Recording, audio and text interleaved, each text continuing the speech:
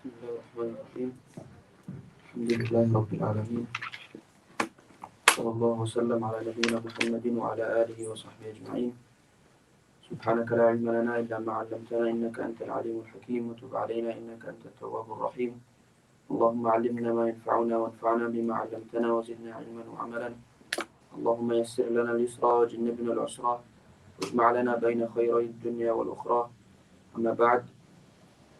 Brothers and sisters in Islam, Azani Allah wa Iyakum.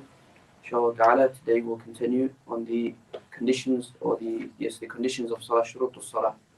We ask Allah subhanahu wa ta'ala to always grant us steadfastness and sincerity and the ability to act upon this knowledge. Ta'ala. So we are on page 20, and the author, he mentions the 8th condition for Salah, pure from hayd and nifas. So as we mentioned early on, that there are 4 conditions. When they are met, Salah becomes mandatory upon a person. Right? We mentioned Islam, sanity, and bulugh, baligh, person needs to be baligh. And number 4 is to be pure from hayd and nifas. Meaning if a woman has hayd or nifas, Salah is not mandatory upon her during that period. Not only not obligatory, but if a woman who has hayd or nifas, her prayer is not valid. So if a woman starts to pray, and at the end, during the tashahhud, ashhadu an la ilaha illallah, before the salam, hayd starts. Salah is invalid. It breaks the salah. Okay. Before, inshallah ta'ala, we read what the author mentions in the text in this book, we will try to make a quick diagram, inshallah ta'ala, to understand now. We ask ourselves, what is the ruling if a woman, for example, so by the way, this condition is specifically for women, but it's important for men to know as well, to teach your daughters, your sisters, mothers, and etc. So if a woman, for example, is pure, okay, she's pure, no hayd, dhuhr comes in 12:30. We say dhuhr is 12:30, for example. Dhuhr is at 12:30.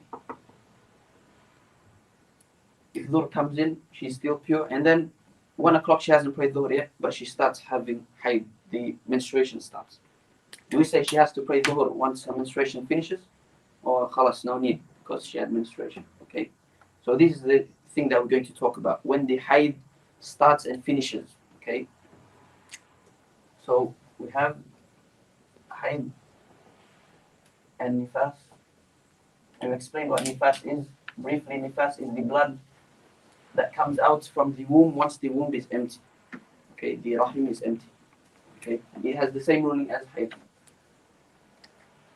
So first we're going to talk about the start of hayd and nifas.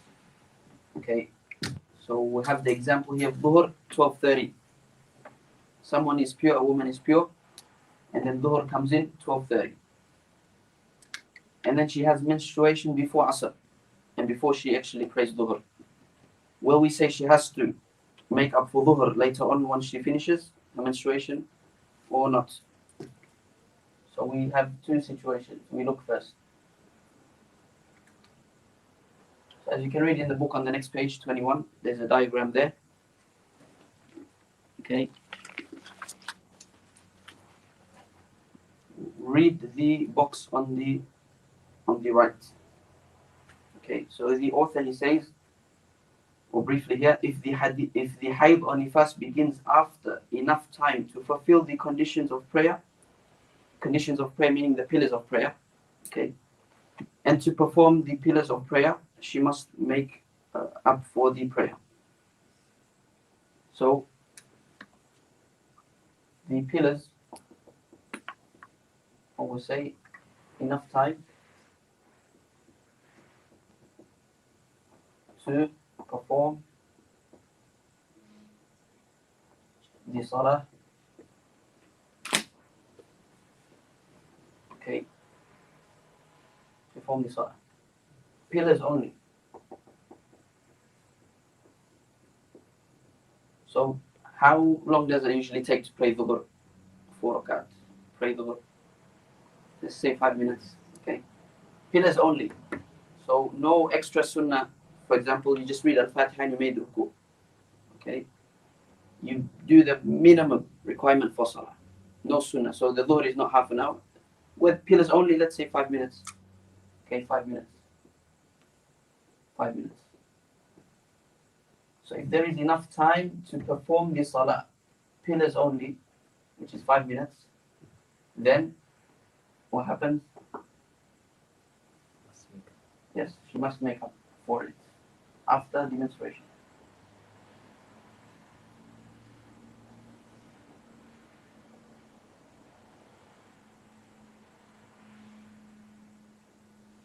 Okay, so let's say the height of the menstruation started 12:40.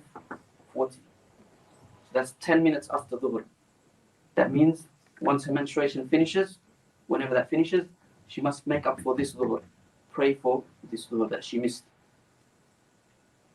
Now, the other scenario is if there is not enough time.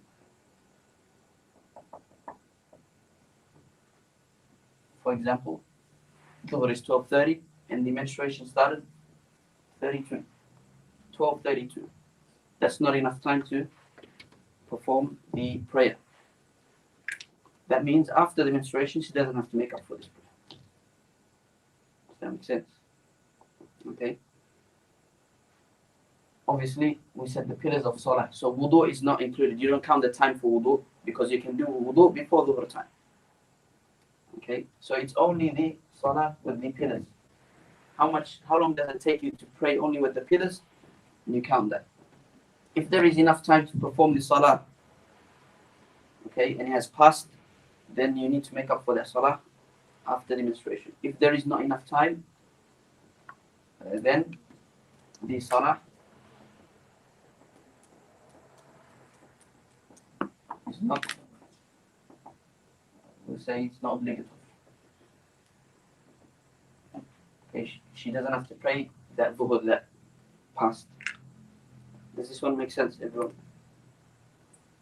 When she make up for the zuhur after clean, Yes. does need to be in zuhur time or No, anytime. Any other questions? Okay. So pay attention to this one. Salah pillars only. So now we're done with this. Now we understand the ruling of when menstruation starts.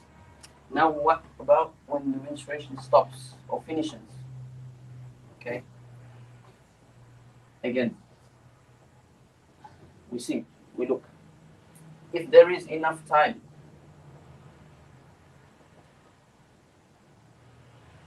to recite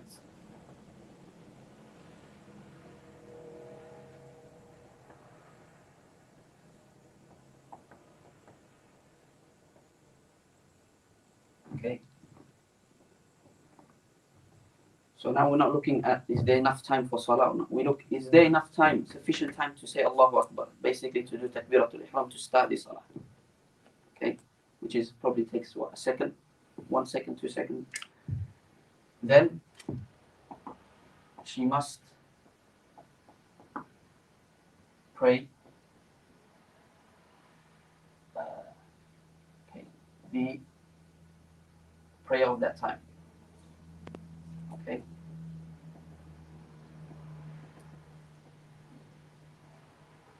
However, if there's not enough time,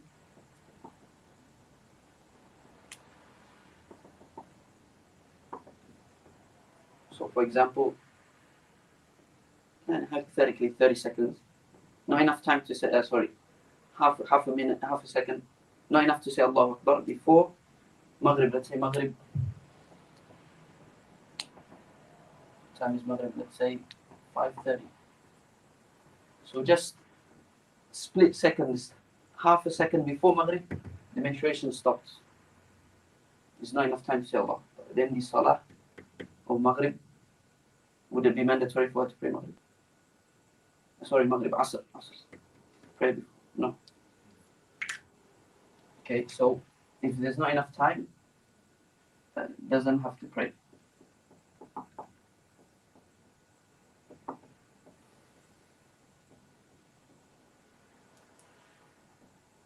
meaning that the time of Asr, of course, we're talking about Asr. She doesn't have to pray Asr. So is this understood so far? So the difference here between starting and finishing, starting we look at is there enough time for Salah, pillars only, and when the menstruation stops, is there enough time to do the takbirat al-ihram. Okay, understood inshallah. However, we'll add something here for this one. There is enough time to recite or to say Allahu Akbar, takbirat al-ihram. You have Fajr. Can you combine Fajr with any other prayer? No. And then you have, for example, you have Wudu Asr or Isha. Okay. If the menstruation finishes before sunrise, she must pray Fajr. So let's say sunrise is 6 o'clock. Before 6 o'clock, 5:59, the menstruation finishes. She has to pray Fajr. Later on, once she gets a shower and make wudu, clean everything, pray Fajr. If the menstruation finishes before Asr, let's say Asr, we have to write a whole chapter. Fajr is 6 a.m. Dhuhr is 12:30. Asr, say what time Asr? 4. We have Maghrib, say 5:30 p.m. We have Isha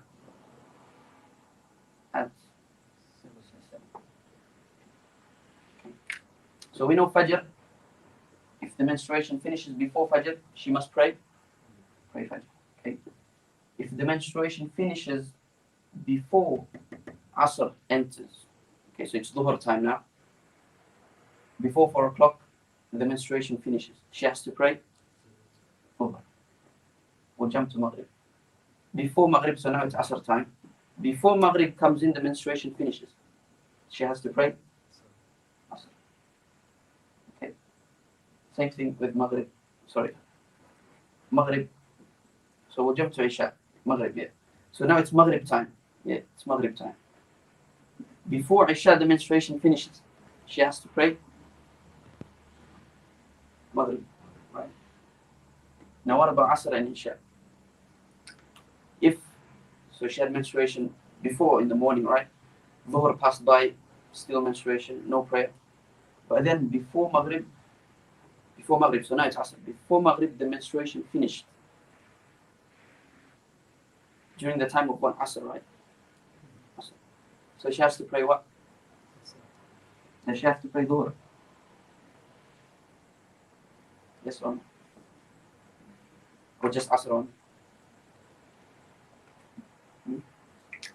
So we know that if we're traveling, we can combine prayers, right? So the times of prayer become 1, 2, 3, not 5. So therefore, as is narrated by the companions, that they used to give this fatwa, if the sister finishes her menstruation before Maghrib, during Asr time, she must pray Asr and Dhuhr. Not only Asr and Dhuhr. Likewise, we come to Isha. Okay. Before Fajr, the menstruation finishes. She has to pray what prayer? Maghrib and Isha. Is that understood?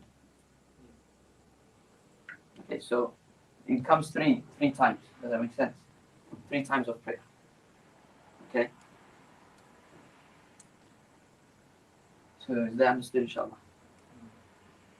Bit confusing. It's a new. Yes, it's new. But this is very important, especially for the sisters and for fathers to teach their daughters and etc. Very important time of Salah, when there's a start and when there's a stop. But this is briefly, if you look into the chart now, you can read by yourself, for yourself, the explanation here. I think there's a mistake there, which conditions of prayer and perform the pillars. It's only pillars of Salah, not the conditions. My bad. Inshallah, we'll fix that up. Any questions there? So, for example, here at 5:25, Yeah. finish. Then the sister need to pray Zuhr and Asr, right? Yeah. Yeah, but then Maghrib comes. Mhm. Does he need to pray Zuhr Asr first and Maghrib, or pray Maghrib first and then Zuhr Asr? That's a good question. So, if there is enough time, meaning if there is enough time to pray Dhuhr, Asr, and then Maghrib before Isha comes in, because Maghrib has to be on time, right? Asr and Dhuhr, the time has already left, it's already passed. So as long as you can pray Maghrib on time, you can pray Dhuhr and Asr. But if there's only, for example, 5 minutes left till Isha, then you have to pray Maghrib first. Do not also take this one out of its time. So if enough time, then you follow the sequence. Like Zuhr, You Asr, don't have to, but it's best. So you can pray Asr first and then Dhuhr and then Maghrib. According to the Shafi'i School, there is no order required. Okay. Inshallah. No. Any other questions? Inshallah. Let's say towards the end of Asar, just before Maghrib, right? Yeah. Let's say 2-3 minutes before Maghrib. The means ends. Ends. So by the time the ladies make wudu, ghusl, it's already past Maghrib. So Zohar and Asar has to pray as a qada, right? Qada. Yeah? So pray, or either one. That one first or Maghrib first? Yeah. Doesn't matter, yeah? Dhuhr, Asr first doesn't matter. But Maghrib, as we mentioned, as long as you pray Maghrib in its time. Yeah. But if you fear the time is running out for Maghrib, you have to pray Maghrib first. So time doesn't pass as well. Okay. So we'll read what the author mentioned quickly. Number 8, he says, the woman to be pure from hayd and nifas. Therefore, the prayer of one who has hayd or nifas is invalid, as we mentioned. Someone praying at the end, tashahhud, the menstruation starts, the salah is invalid. Then we'll come here, right? Is there enough time, and does she have to make up for it later? Okay, as we've mentioned. And it is not upon them to do qada, meaning that, obviously, as we know, a woman has menstruation, for example, for 1 week, she doesn't have to make up for all of those prayers in 1 week. Okay, it is not upon them to do qada. And then he says, so if the time of prayer enters and she is pure, okay, so the time of prayer enters and she is pure. So we're talking about this one now. Okay, then she experiences hayd or nifas after a period that is sufficient to perform the obligatory acts of salah, then she must make up for that prayer. So the author first is talking about this one. Okay, and then he says, and if the hayd or nifas stops and doesn't return, so obviously he didn't mention this one because it's mafhum al-mukhalafa. You understand that if there's not enough time, then she doesn't have to pray the obligatory prayer. And then he says, and if the hayd or nifas stops and doesn't return, if that happens during the time of subh or fajr, dhuhr or maghrib, fajr, dhuhr or maghrib, then she must make up for that prayer. Okay, if the menstruation stops during dhuhr, she has to pray dhuhr, obviously. And then when asr comes, she prays asr, and for maghrib as well. Then she must make up for that prayer, even if there is only a span of time enough to say Allahu Akbar, as we mentioned. When it comes to looking at the stop when the hayd and nifas finishes, is there enough time to say Allahu Akbar, to start the salah basically? Okay, so he's talking about this one. And if that happens during the time of Isha, of Asr, or Isha, so here, or here, then she must make up for the prayer with the prayer before it. The prayer with the prayer before it. For Asr and Dhuhr, for Isha and Maghrib. Okay? Dhuhr or Maghrib. Even if there is only a span of time enough to say Allahu Akbar. So he didn't mention this one as well. But we understand that if there's not enough time to say Allahu Akbar, you must, it's not obligatory to, pray, make up for that prayer of that time. Some might say, how do you know? So split second. I mean, this is the scholars, if it happens, right? If it happens. More or less, you try to know whether it finished, what time it finished, when it finished, okay? Allahu Alam. So that's number 8, briefly. And now we come to the few pillars, last conditions of salah. So the author, rahimahullah, again, this one is pretty quick, we'll just read through it. So please focus through this one. So he says, number 9, to believe that the obligatory prayer that he is praying is an obligation. So you must believe that the Fajr, Dhuhr, Asr, Maghrib, Isha prayer that you are praying is obligatory. As we mentioned, If someone, even if he prays, if he believes that one of the 5 daily prayers is a sunnah, it's not recommend, it's not wajib, it's not obligatory, meaning the one who doesn't pray, he won't be punished, he's not sinful, a person can leave the fold of Islam. Okay, it's very important. Even if he prays, but he believes that it's not obligatory, that is very dangerous. Okay. So the author then says, therefore, whoever believes that it, meaning the 5 daily prayers, is just a sunnah, it's not mandatory, your choice, or his heart is empty from both beliefs, he just says, I pray, I'm not sure if it's obligatory or not, or doubtful in its obligation, he's doubtful, is dhuhr mandatory or not, then his prayer is invalid. Right? It is very important. Regarding our belief as a Muslim, firmly believe 5 daily prayers are mandatory.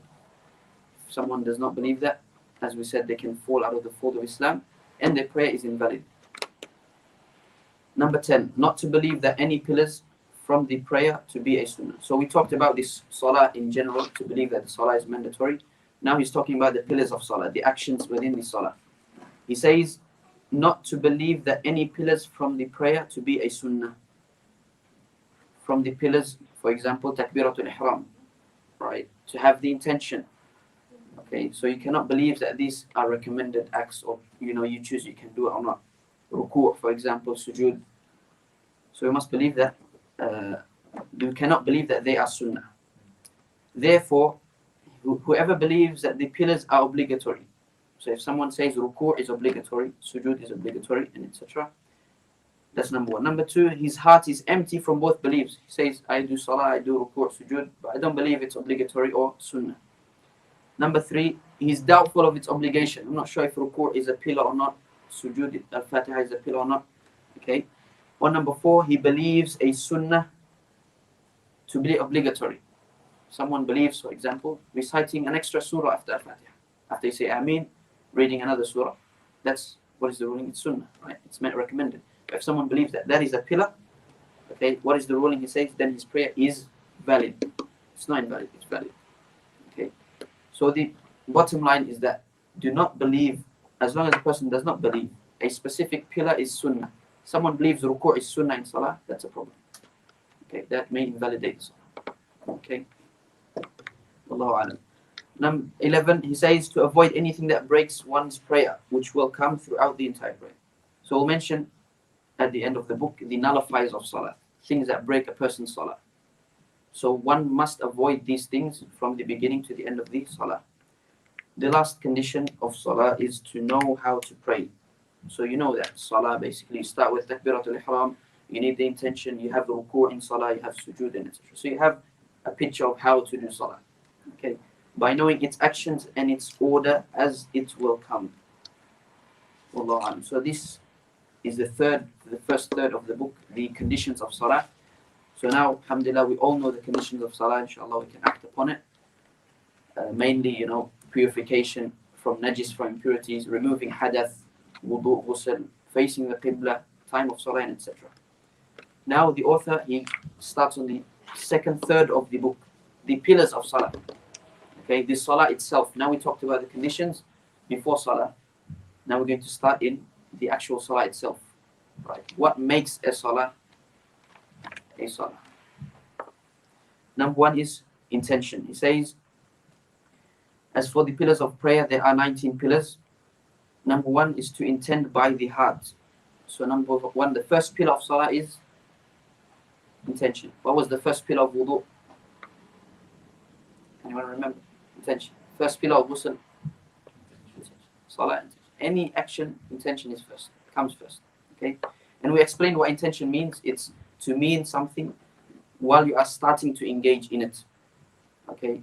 Before that, the author says, what do you intend? So he says, by making the intention to pray present in his heart, and so on. Quickly, now we'll have to explain a bit on intention.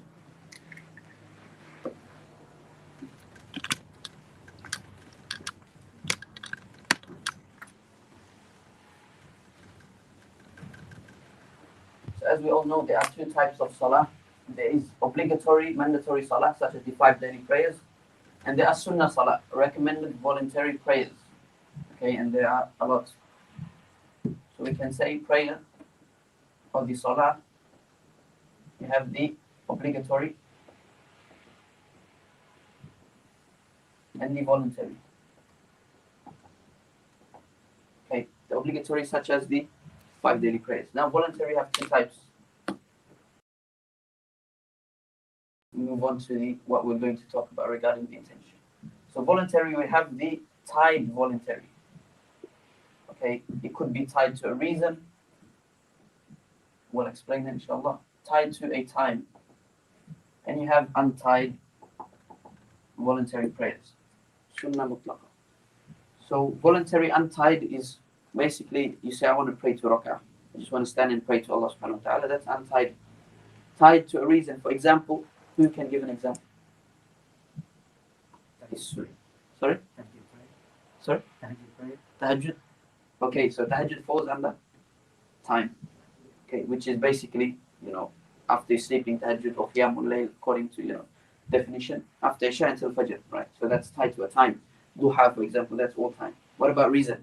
Salah that is tied to a reason. When something happens, when you do something, it's recommended to pray. There's a lot. Entering masjid. Entering masjid, inshallah. Tahiyatul masjid. So when you enter the masjid, it's recommended to pray. So that's a reason. Another example. Sister. Sorry? Wudu. Wudu. Yes, mashallah. So you make wudu and then it's recommended to pray. For example, kusuf, the eclipse that happens, right, to the sun or moon. That's also a reason to pray. Istikhara, for example. Salatul tawbah. There's a lot. So a salah that is tied to a reason. Okay, but we want to focus on these 3. 1, 2, 3. So do we all understand this now before we move on, inshallah? Okay. Now to get to the intention. What do we intend when we pray an obligatory prayer? So we have the obligatory prayer, the voluntary tied to a reason or time, involuntary that is untied to a time or reason. Okay.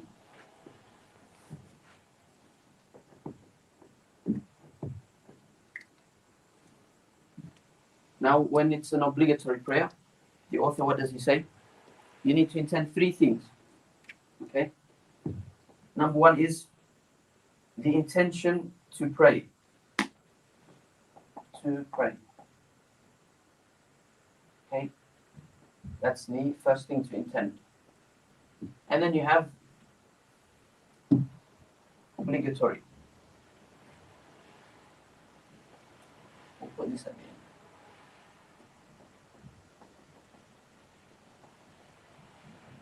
And let's say specify. Okay.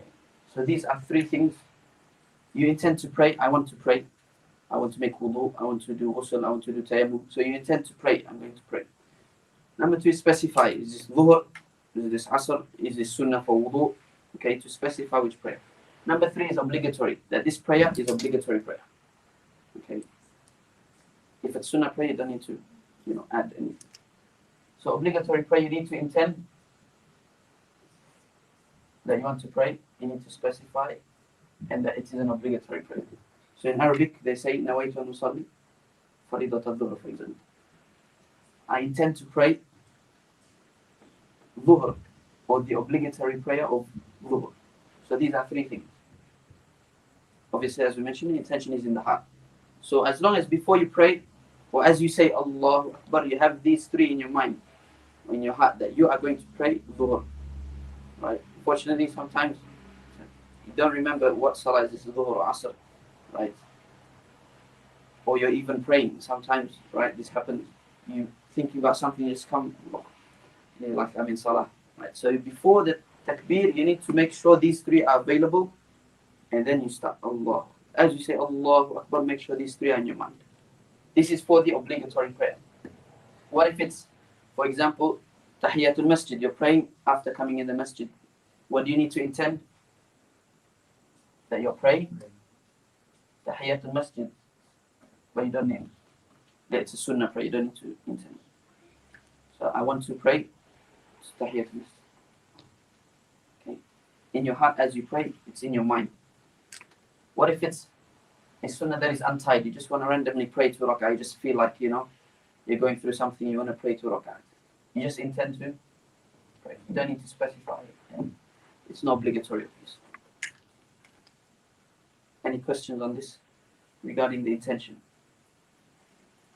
So the author, he says, to intend by the heart, by making the intention to pray present in his heart, and to express it by I pray.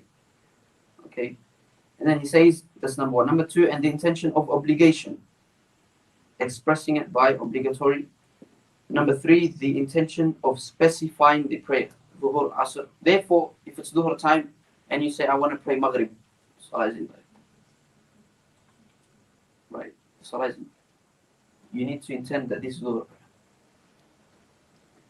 Expressing it by Dhuhr, Asr, Maghrib, Isha, or Subh, or Fajr. Okay? So these are the 3 that are required for obligatory prayer. And then the author, he goes on, he says, so when these 3 are present in the heart, he then says, Allahu Akbar, starting the Salah now, without being heedless of these intentions, without being heedless. Okay? So as you have these 3 in your mind, you say Allahu Akbar. The intention must be there as you say Allah. That's when you enter the Salah. We mentioned to mean to do something as you engage in the action. As you're saying Allahu Akbar. Okay? And then he adds, and to add as ma'moom if in a congregation. So these are required, but if you're praying in congregation, if you're praying behind the imam, you must add, or you must tie your salah to the imam by adding ma'moom. Or you say, I pray, for example, in your heart, you have in your heart that I'm going to pray obligatory dhuhr behind this imam. So you tie your salah to the imam. Otherwise, you're just praying by yourself. Right? This all goes back to the hadith of إِنَّمَا الْأَعْمَالُ بِالنِّيَّاتِ وَإِنَّمَا لِكُلِّ امْرِئٍ مَّا نَوَى. Everyone will get according to what they intend. So attention is very important. Okay, if you're a ma'moom, you need to tie your salah to the imam. If you're traveling, you want to pray dhuhr 2 rak'at, you add, I'm going to pray obligatory dhuhr 2 rak'at, qasr, before you start this or as you start this. Okay, so this is the minimum obligatory. You want to add Lillahi ta'ala or all of these other things, this is recommended, but there's no need. Right? This is the minimum. Intention only takes 1 second. Have these 3, Allah. And this is where you start the salah. You kick out all of the other things that you're thinking about. Right? You have to make sure that you have these 3 in your heart, in your head, before you start the salah, so you have khushu' in salah. Okay, this is very important. Any questions on this? Inshallah, before we move on. If you're the imam, you necessarily. Yes, good question. So if you're a ma'moom, you have to intend that you tie your salah to the imam. But if you're an imam, you don't need to intend to be an imam. So the salah is still valid, the congregation is valid. However, the imam does not get the reward of praying in congregation. Why? He did not intend. وَإِنَّمَا لِكُلِّ امْرِئٍ مَّا نَوَى. Everyone will get according to what they intended. The imam does not intend to pray in congregation. He does not get the reward. But it's still valid. Except in 3 situations, I believe. I have revised 3 or 4, including Jum'ah. One of these is Jum'ah. For Jum'ah, the imam must intend to be an imam. Why? Because Jum'ah has to be done in congregation. So the imam has to intend to be an imam for Jum'ah and 3 or 4 others. Okay? But daily prayers, for example, the imam doesn't need to intend. But if he wants to get the reward, he must intend. Allah. Any other questions? I have a question. Yes, for that. So, what if you don't pray for when you start and you're in congregation, but you just don't forget to? So, Or if you remember halfway through? the imam or the ma'moom? You, like, in the congregation. So you're praying behind the imam. And you just forget to pay attention to the congregation. Okay, so in that case, Wallahu a'lam, I'll try to revise again. Wallahu a'lam. If you're following behind an imam, does the intention have to be exactly the same? No. As long as the salah, the pitch of the salah is the same. So if someone praying janazah and you're praying fajr behind him, the same. If he's praying janazah is basically on the dead person. If you're praying fajr behind him, that's invalid. So the pitch of the salah has to be the same. The ruku' and sujood. So if someone is praying kusuf, for example, the eclipse prayer, they have how many ruku' in the eclipse prayer? 2 ruku'. If you're praying fajr, is only 1 ruku' in 1 rak'ah, you can't do that. As long as the pitch of the salah is the same, no problem. Dhuhr behind Asr, behind Fajr, in the Shafi'i school, yeah, doesn't matter. For example, maybe someone missed Dhuhr, they slept in unpurposefully. They came to the masjid, people are praying Asr. Okay, and then he wants to pray Dhuhr first. Right. So that's different in intention, but no problem. Wallah. That's according to the Shafi'i school.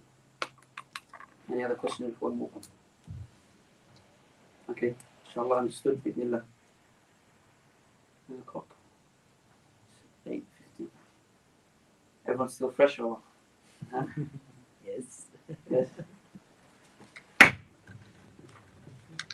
So we'll move. That was the first pillar, to make the intention for salah. And then now he goes to the second condition or second pillar. He says takbiratul ihram, which is Allahu Akbar. So the second pillar of salah is to say Allahu Akbar. A person starts the salah or enters the salah when he says Allahu Akbar, obviously with the intention as we mentioned. So takbiratul ihram is to say Allahu Akbar. Raising your hands is sunnah. So if someone raises their hand and they don't say Allahu Akbar, they haven't started the salah. Okay. The main thing is to say Allahu Akbar. Again, you say Allahu Akbar. If it's just in that, that's invalid. Okay. Again, you must verbally say it. Verbally with your tongue. Minimum that you can hear yourself. If you're in a quiet place, you can hear yourself. Right. That's the minimum requirement. How loud do you have to say? How loud? So actually, it's going to mention later on in the book, but we'll mention it here quickly. This also applies to Al-Fatiha because it's a pillar. The scholars mentioned that you must verbally recite or say Allahu Akbar. Even the sunnah like Subhana Rabbiyal A'la, for that to be counted and considered, you must verbally say it. If you're in a quiet place, if you go home, quiet room, there's no one, what effort or how much effort you have to put so that you can hear yourself, like something like that, like whispers of yourself. How much effort do you have to put in? Right? That same effort, that's the required amount. Does that make sense? So even if you're in a masjid, for example, or you're in a windy place, it's too loud, the imam is reciting, for example, right? You don't have to say Allahu Akbar until you can hear yourself. Try to, your sound is louder than the imam, for example, than the speaker or something like that. Use the same effort that you use when you're in a quiet area. Does that make sense? Allah. Okay, so that's briefly Takbiratul Ihram. I think it's pretty straightforward. Number 3 is to recite Al-Fatiha while standing. We'll talk about Fatiha as the author will mention it. And no doubt, it is in the Shafi'i school that Bismillah ar-Rahman ar-Rahim is a part of Al-Fatiha. It's an ayah of Al-Fatiha. So you must recite it as well. Okay? You must recite Al-Fatiha as well. And the author says while standing. This is very important. While standing. So recite from Bismillah ar-Rahman ar-Rahim to Wal-Dallin while standing. And this is something common. Right? Some people might be rushing. They're like, so they haven't finished the Fatiha. The part of Al-Fatiha they read it while going down. The Fatiha is invalid. The Fatiha must be read from the beginning, from the back to the noon, while standing. After Wal-Dallin, then you can go down. Right. This is common. People rushing, trying to catch the Imam, or something like this. Okay. Obviously, Al-Fatiha must be read according to the Shafi'i school. If you're an Imam, you're a Ma'mum praying behind someone, it's Dhuhr prayer or Asr, Maghrib prayer, any prayer, you must recite Al-Fatiha. Okay, it's a pillar in every single salah, even in prayer of Janazah upon the Mayyit, upon the deceased one, you must read Al-Fatiha. What if you join the prayer halfway?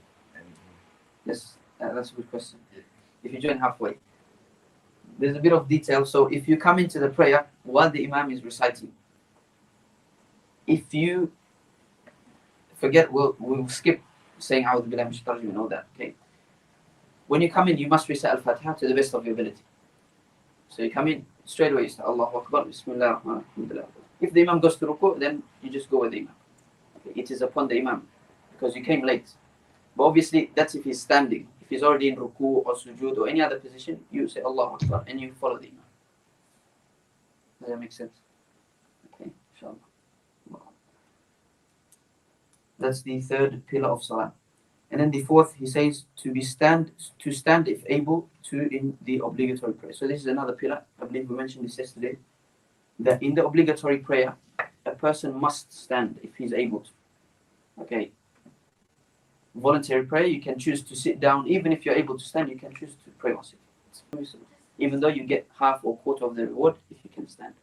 But obligatory prayer, you must pray while standing. And the author, he says, even if by a rope or an assistant. This is very important. If you can't stand except with a rope or with a stick, then so be it. You have to stand with a rope or a stick. Okay. But if you really can't, it's disturbing your khushu', right? Some people, they can't, then you can sit down. You pray standing to your ability.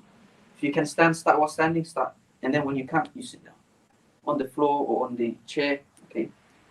And so on.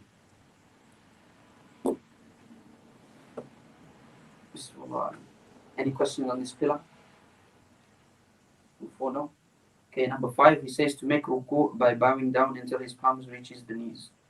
So what is the minimum requirement for ruku'?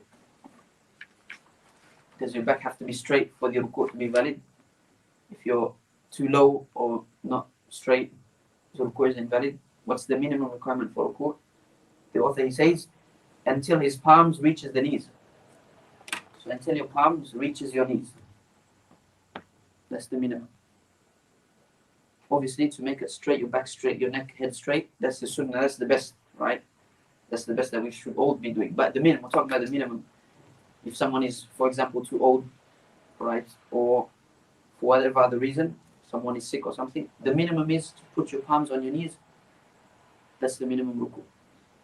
Okay. Something also very important, the author, he says, without bending his knees. Without bending his knees. Because what happens is when you bend your knees, it comes closer. Does that make sense? So your knees have to be straight, your legs straight, put your palms. That's the minimum requirement. Okay, without bending the knees. You can bend the knees. I'm not saying it's not right to bend the knees, but the minimum ruku, we're talking about the minimum. Right? If you want to go down straight, and then that's no problem.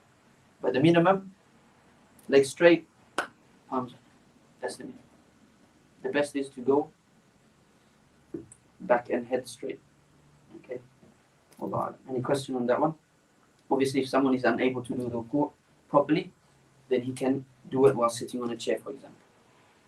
So if we have a scenario of someone, for example, they can't stand, okay, while praying, for example, but then they can do ruku' well. I don't know if that's available, but someone can't stand in salah, but he can do ruku', right?